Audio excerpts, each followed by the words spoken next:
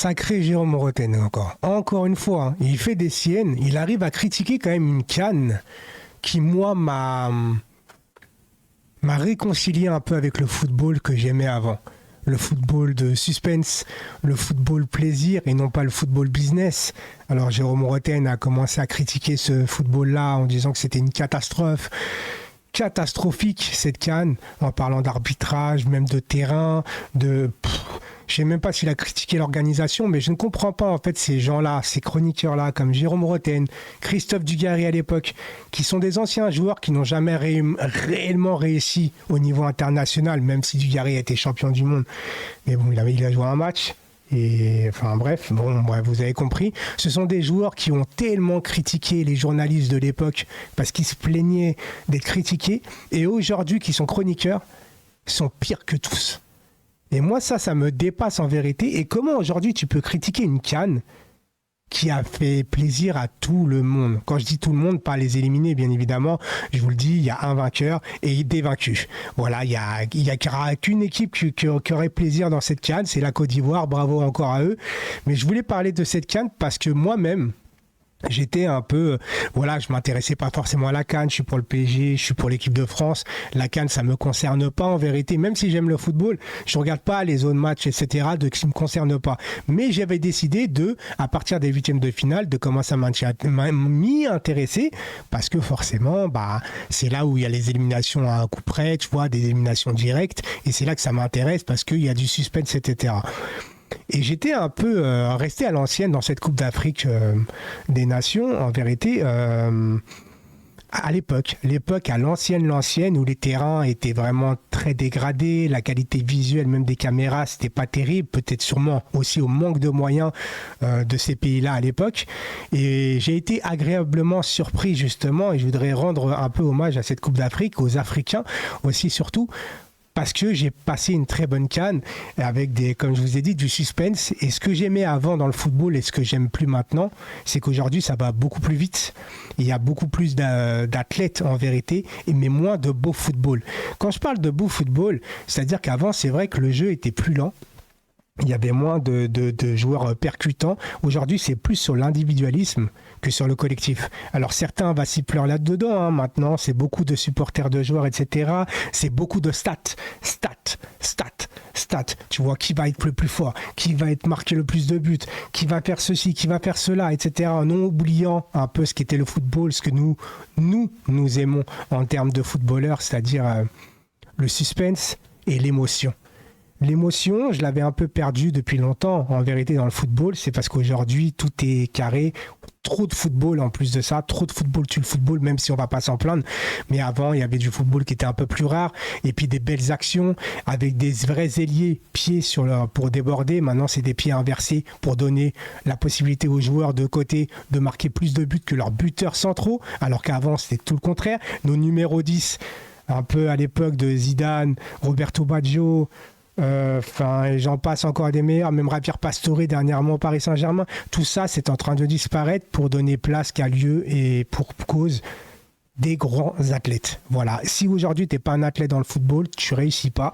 Je trouve ça dommage aujourd'hui. C'est pour ça qu'Haaland, par exemple, aujourd'hui est performant. C'est que techniquement, il est bon, hein, Haaland, mais ça se voit que c'est un colosse et c'est pour ça qu'il réussit aujourd'hui. Mbappé, il est rapide, etc. Faut qu'il réussisse. Ronaldo, c'était un athlète, mais si c'est autre chose, ça reste un petit génie, etc. Mais la CAN aujourd'hui, sincèrement, comment on peut critiquer cette organisation qui a été pour moi, pas tout a été parfait bien évidemment, il y a eu des erreurs d'arbitrage, mais les erreurs d'arbitrage ça s'est équilibré au fil du temps.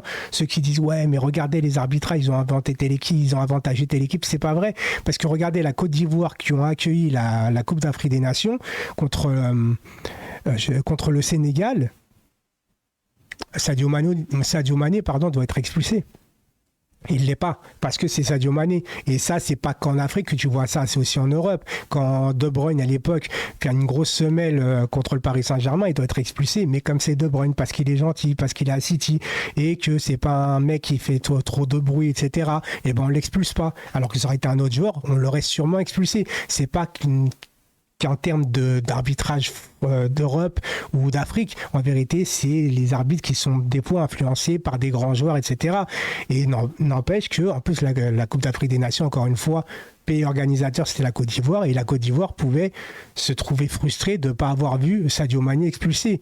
A contrario, comme je parle d'équilibre, en finale de la Coupe d'Afrique des Nations, pour moi, Kessié doit être expulsé avec le coup de coude qu'il met, il n'est pas expulsé, et Patatras, c'est lui qui égalise et qui fait un super match. Donc pour moi, tu vois, même le côté arbitrage, en vérité, ça s'est équilibré dans toute la CAN. Voilà, pour moi, c'est comme ça. Alors oui, il y a eu un peu des déchets techniques, etc., mais est-ce qu'on peut reprocher ça quand on voit, en fait, on vit une CAN comme ça, même si moi, je ne suis pas africain, j'ai pris du plaisir en étant neutre, tu vois. Bon, en finale, j'étais pour la Côte d'Ivoire parce que voilà, j'ai un ami très proche qui est ivoirien. Forcément, je me sentais un peu plus pour lui, etc.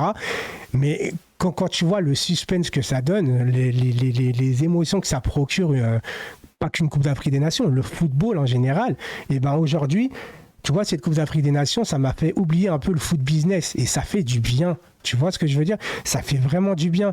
Et moi, tu vois, quand je vois des Jérôme Roten, qui étaient les premiers à pester par ces trucs-là, qui réclament des fois au Paris Saint-Germain de l'institution ou un peu plus de bonté, ou un Luis Fernandez qui réclame un peu qu'on n'oublie pas les anciens, alors qu'il est invité et que le PSG dernièrement invite beaucoup d'anciens, des anciens joueurs du PSG comme ça qui critiquent des trucs comme ça, alors que pour moi la Coupe d'Afrique des Nations, bah, c'était beau. Voilà. J'ai rien d'autre à dire aujourd'hui, je voulais juste faire une vidéo là-dessus où Roten me déçoit de plus en plus. En vérité, déjà je l'aimais pas. Voilà, je vous le dis, je l'aime pas, mais ça m'empêche pas de dire que quand il dit quelque chose de vrai, ben je le dis, tu vois. Mais dernièrement, entre dire que si Mbappé part, les supporters du PSG vont être en crise d'identité au Paris Saint-Germain. Et puis maintenant, tu rajoutes que la CAN a été catastrophique. Bah écoute, c'est nul. C'est nul de dire ça, c'est nul de critiquer une coupe où beaucoup de gens ont pris du plaisir à regarder ça. Beaucoup ont été tristes, ont été contents, ils ont tous vécu une fête. Et d'ailleurs, même le coach de la Côte d'Ivoire s'en est pris à Jérôme Roten. Et voilà, il y a une petite guerre d'ego maintenant entre les deux.